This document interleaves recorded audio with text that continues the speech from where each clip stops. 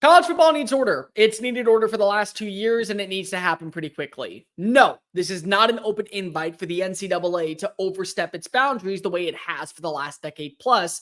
And this is certainly not extending an olive branch to the bureaucrats that have destroyed conferences, legacies, and the integrity of the sport for a few extra pennies in their pocket.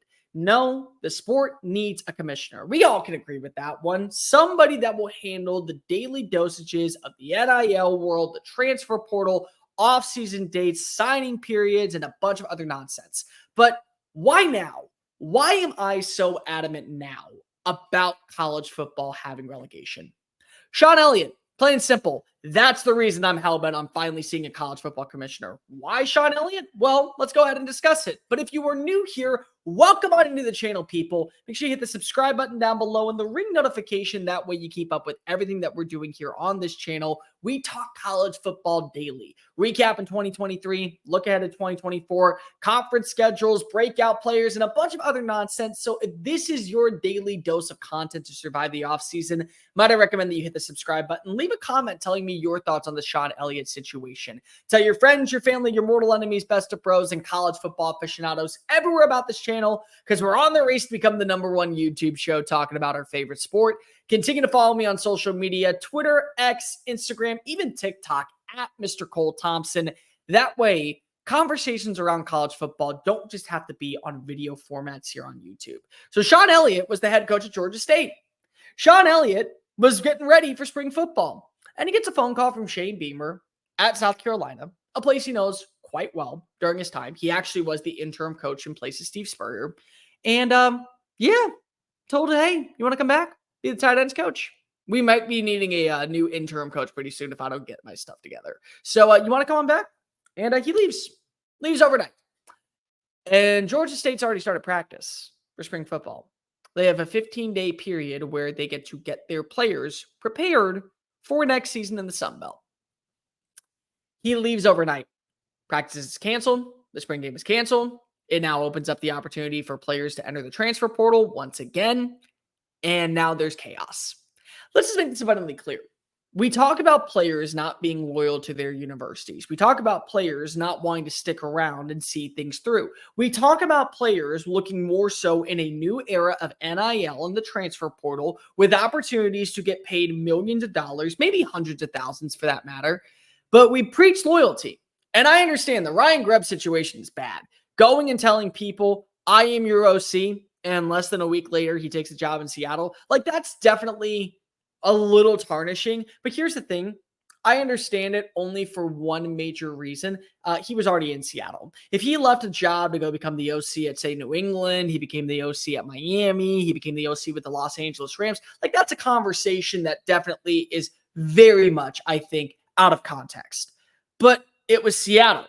And I get it. It was Seattle, and you're an OC.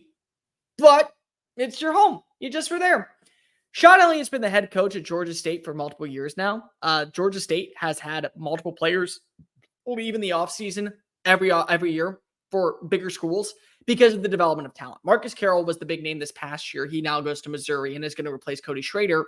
But for the most part, you're preaching loyalty, sticking through till the bitter end. You want to see you walk across that stage. I want to see you as a coach earn your diploma. I want to see you become a better man and a better player underneath my watch. And we now complain about the transfer portal window being open way too long.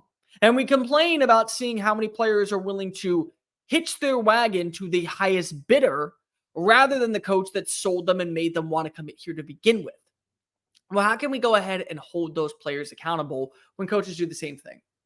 Shawn Elliott was 2 days into practice, 2 days into the start of a new college football season at Georgia State, and he takes a job at South Carolina. What does that preach?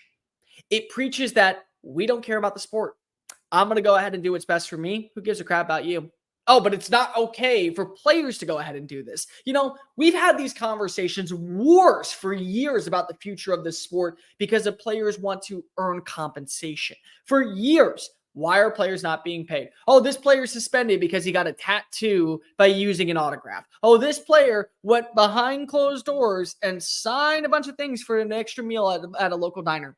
That's what happened. You hear it all the time. And now we have relegation, and Now we're trying to put a pigeonhole with salary cap structures, how conferences relegate what money goes to where, how you go ahead and utilize the transfer portal for players to go ahead and join your roster on a rental option with all these monies. And meanwhile, Shawn Elliott's sitting over here going, South Carolina called? Oh, best of luck to you, Georgia State. I'm going back to Columbia. It's not right. It's not right to the players. It's not right to the university. It's not right to athletics in general, because you're now saying this is better for me. And so when you say this is better for you, your job, this late in the process, it's completely different if this hire is made in December. It's completely different if this hire is made in January. It's completely different if it's made after the season. But in February, when a new conference year is about ready to begin and you say 2 practices in, not for me. Not for me. This is not the same as Jeff Hafley. This is not the same as Bill O'Brien. This is not the same as even Chip Kelly. Kelly had several weeks to prepare for spring football. This is the start of practice. You got players wearing gear. You got players putting on the shoulder pads. They're in workout form. And we don't know what direction Georgia State's going in. The athletic director had to cancel spring football, which puts them behind the 8 ball already, and they have to now find a new head coach. We talk about relegation. You want to talk about NIL? Texas just gave Steve Sarkisian, 1 year after going to the college football playoff, $10 million. And we want to talk about relegation when it comes to the NIL and when it comes to the future of the transfer portal. How can we preach if we're not going to practice it? How can we preach you sticking around and seeing things through when it's the middle of February and you decide to go ahead and head back to the SEC? It's a completely different feel. It's a completely different notion. So, as Tony Petitti and Greg Sankey have said, they're going to come out and they're going to fix college football. They're going to come out and they're going to do what's best for college athletics, not just football. No. Chip Kelly may have had the right idea when saying, oh, well, football's leaving, but why does the Pac-12 have to be destroyed? All that aside, you're saying to yourself right now, what changes can be made? Well, probably number one, getting a commissioner. Getting just a straight-up commissioner that will relay the message to everybody. Nick Saban, I hear, is available right now. He may not like it on College Game Day. He may want to have order and balance in the sport, and he might be pretty damn good at it. There's a ton of other names that probably could be made available, including legacies that have had instantaneous success in college football and have been staples of the sport. That's one thing you could do. But let's just say you don't want to get a commissioner. Well, you can set dates that go and apply for everyone.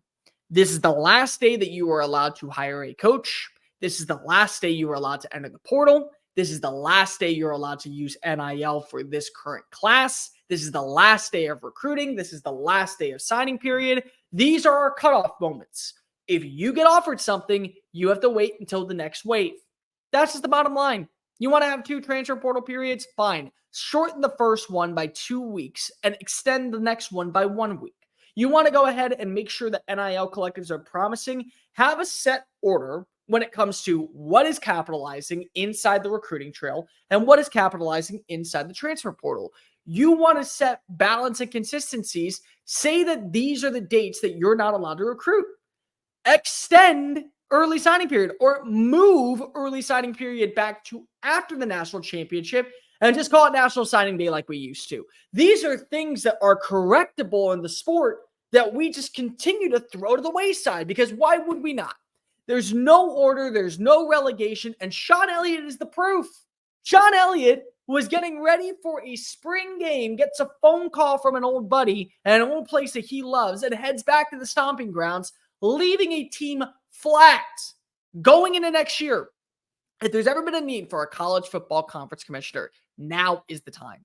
If you want to make sure that the sport does not turn into basically topsy-turvy free agency, who gives a flying fadoodle about what is going to happen to all these other teams, then if you're not going to be okay with just having 2 separate conferences, make sure that these relegations are made. If I'm Tony Petitti and I'm Greg Sankey, I'm looking at what happened with Shawn Elliott and I'm making sure this never happens again. Ever happens again. It's this late in the process. What are you saying to your players? That you're not good enough? What are you saying to your athletic director? You're not promising me enough? What are you saying to everybody that is involved in Georgia State football? That this is not a good thing? Because it's not.